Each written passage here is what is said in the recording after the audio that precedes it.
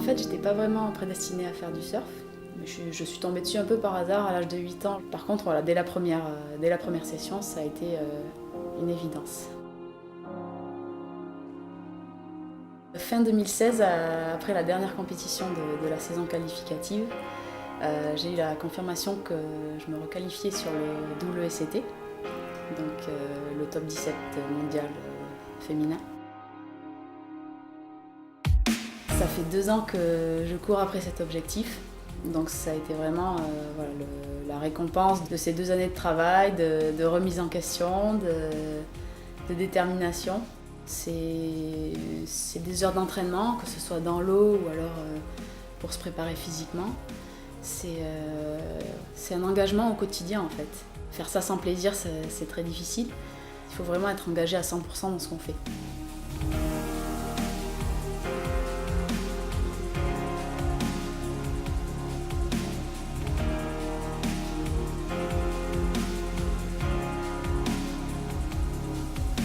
Fin 2014, donc je suis repartie sur le circuit qualificatif.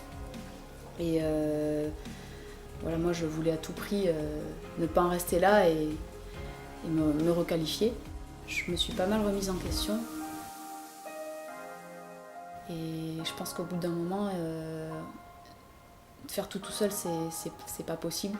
Et il faut aussi des gens qui soient là pour nous faire un petit peu violence en fait. C'est ça qui a été pour moi un vrai pas, c'est de demander en fait de l'aide au final. Et demander de l'aide, ça veut dire mettre un point sur ce qui ne va pas, sur les lacunes qu'on a, sur les choses qu'on a à travailler. Et ça, parfois, c'est dur au niveau de sa fierté, en fait. Il faut la mettre un petit peu de côté pour revenir plus fort. On grandit beaucoup dans l'échec aussi. Pour moi, le travail, c'est vraiment une grosse partie de la réussite. On peut toujours progresser dans tous les domaines. J'aime les défis et donc ça me fait vraiment avancer. Ma passion, c'est le surf purement, mais c'est aussi cet aspect compétitif qui me permet de sortir de ma zone de confort. C'est quand je sors de cette zone de confort que je révèle mon potentiel en fait. Psychologiquement, c'est pas toujours facile, mais au final, quand on parvient à ses objectifs dans ces moments-là, la récompense est encore plus belle. Tout le monde a ses limites, ses croyances, mais mettre des défis, c'est le meilleur moyen d'avancer, de se mettre des challenges, alors à la hauteur de ses capacités, des capacités de chacun.